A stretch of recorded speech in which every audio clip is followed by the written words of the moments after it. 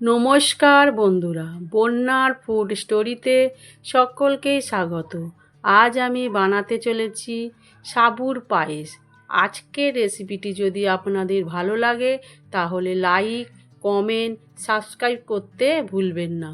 চলুন রেসিপিটি শুরু করা যাক। রেসিপিটি বানানোর জন্য প্রথমে আমি সাবুটিকে ধুয়ে 1 ঘন্টা ভিজিয়ে রাখবো।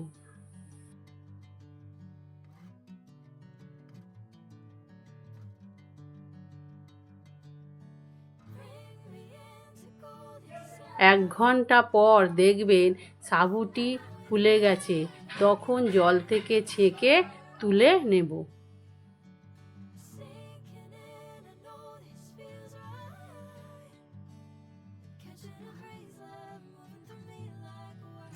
এবার কড়াইতে 500 গ্রাম দুধ দিয়ে সেটাকে গরম করে নেব।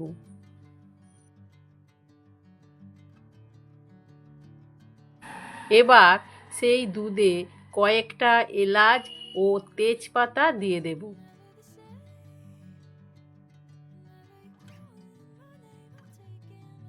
তারপর দুধটা সামান্য ফুটে উঠলে তাতে ভিজিয়ে রাখা সাবুদানা দিয়ে দেব।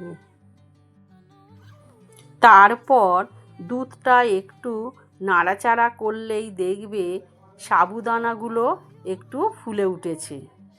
এবার তাতে চিনি দিয়ে আবারও একটু নাড়াচাড়া করে নেব।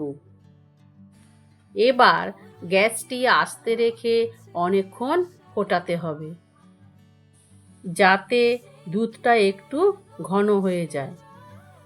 চামচ দিয়ে অনবরত নাড়াচাড়া করবেন যাতে দুধটা উতলে না ওঠে। এবার দুধটা একটু ফুটে ঘন হয়ে গেলে তাতে কাজু কিশমিশ দিয়ে দেব। কাজু কিশমিশ দিয়ে ফুটিয়ে নিলেই রেডি আজকের রেসিপিটি। ভালো লাগলে কমেন্ট করবেন আর ভিডিওটি দেখার জন্য ধন্যবাদ।